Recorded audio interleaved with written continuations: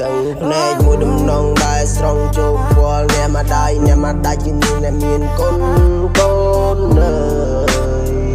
nghe mà đai hót hơi ta lùm ba dạng na thấy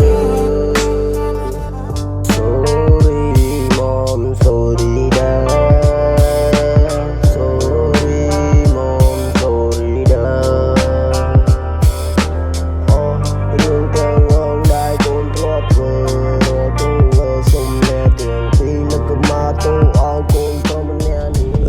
ជីវិតខ្ញុំអ្នកត្រាយខ្ញុំអ្នកទ្រូងផ្លូវមានបន្លាខ្ញុំអ្នកត្រាយខ្ញុំអ្នកទ្រូងផ្លូវជីវិតយើងដើរត្រូវតែដួលចេះក្រោកឈរឬឲ្យតាមសម្រួលយេតាមសម្រួលយេរឿងរ៉ាវនៃជីវិតយើងត្រូវកើតមាន